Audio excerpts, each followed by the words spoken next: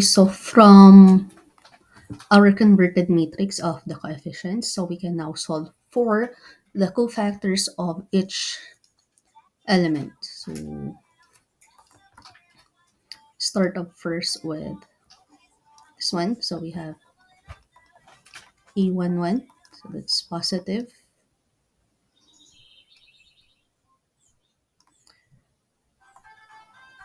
Get 1, negative 2, negative 3, 1, or that's 1 minus 6. So we get negative 5. So next we have this one. We have E1, 2. That's negative. So, so we get negative 2, 3, negative 3, 1. It's negative 2 times negative or plus negative minus negative 9. And that's equal to negative 7. Then we have for this element E13, so that's positive. Get negative 2, 3, 1, negative 2. That's equal to 4 minus 3. That's equal to 1. So next we move to this element. So we have E21 is equal to 21 is negative. So we get negative 3, negative 2, 1. So that's negative 3 minus negative 4.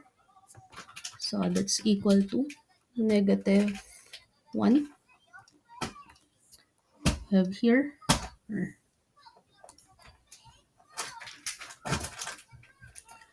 So we have this one. So we get E22 is equal to positive. That's 1, 3, 2, 1. That's 1 minus 6. Get negative 5. Then we have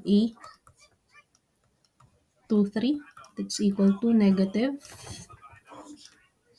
1, 3, negative 3, negative 2. That's equal now to negative 2 minus negative 9. We get negative 7. So next we have this element. So we have E31. It's equal now to positive negative 3, 1, 2, negative 3.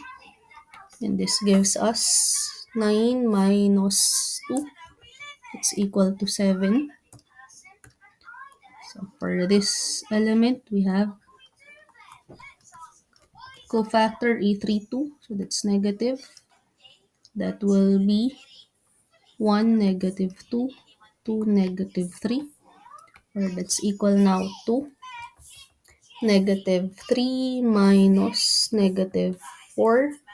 That's 1, but it's negative, so negative 1. And then lastly, we have A33. So that's positive. So that's 1, negative 2, negative 3, and 1.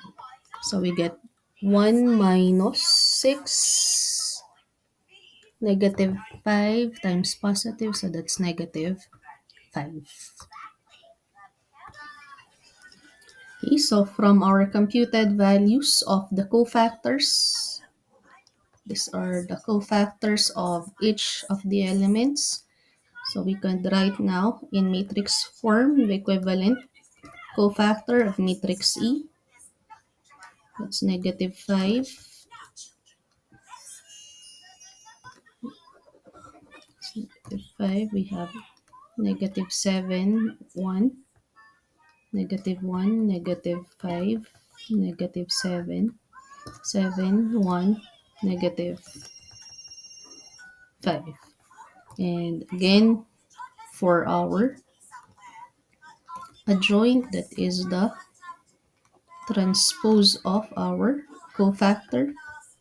So the adjoint now will be equivalent to -5, -7, 1, -1,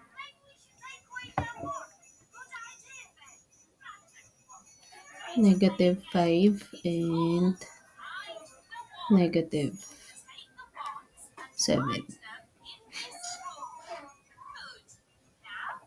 And then for the last column, that will be 7, 1, -5.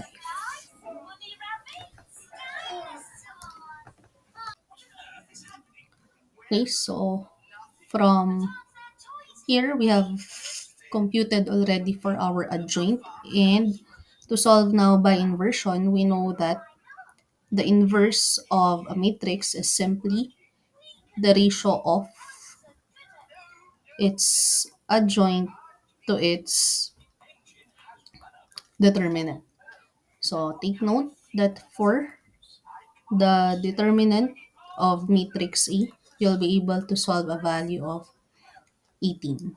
So by that, substituting now, the inverse of matrix A is now equal to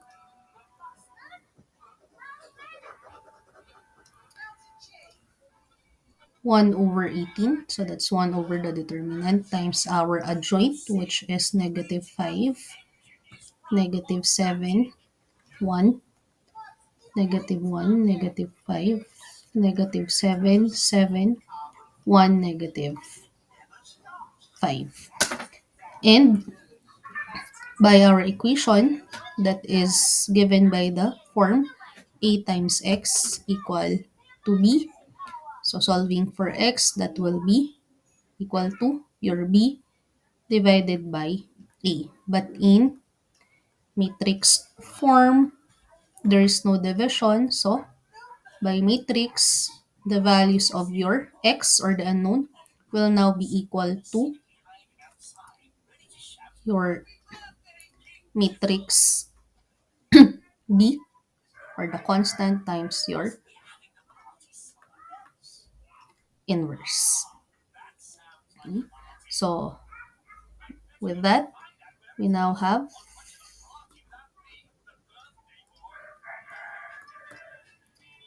our unknowns x, y, z is equal now to our constant -4, 5, -6 times our adjoint -5, -7, 1, -1, -5, -7, 7, 1, -5. So multiplying now. So first matrix, we have a 3 by 1 matrix.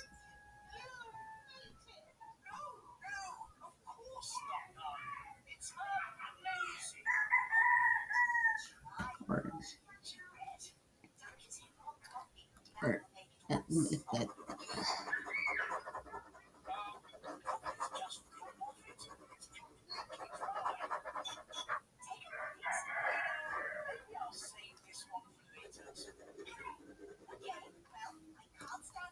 So that should be A1 times 30. For -5, -6. So we have a 3 by 3 matrix and a 3 by 1 matrix. So we'll have a 3 by 1 answer. So ito 3 by 1. So it confirms. So we can now solve for our values. So we first multiply the first column or the first row by our column. So we'll have now x is equal now to,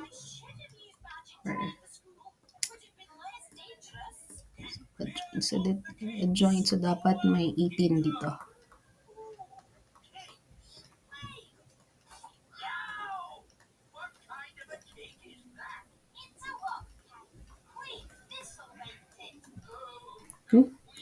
So from there, we'll have negative 5 times negative 4 is 20. It's over 18. Plus negative 1 times 5. So 5 over 18. 7 times negative 6 minus 42 over 18. Okay. And that's simplifying. We get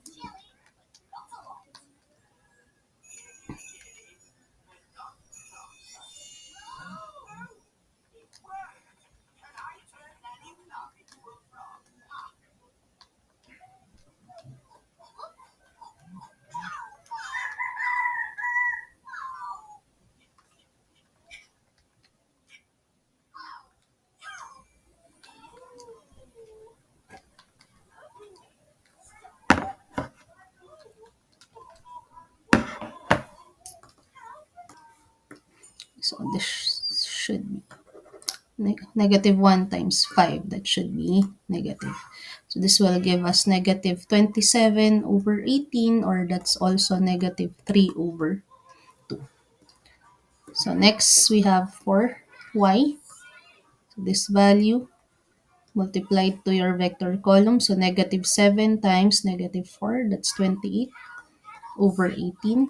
Negative 5 times 5, so negative 25 over 18. 1 times negative 6, negative 6 over 18.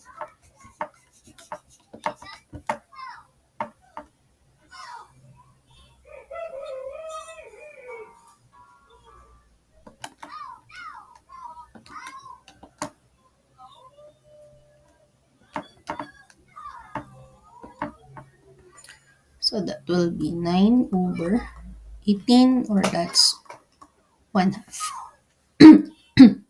And then lastly, we have z. So this column multiplied to this. So 1 times negative 4. So negative 4, 18. Then we have negative 7 times 5. 35 over 18 plus 30 over 18. Negative 4 minus 35 plus 30. That will give us negative 9 over 18. That's 1 half negative, which is the same as our computed values again from Kramer's rule.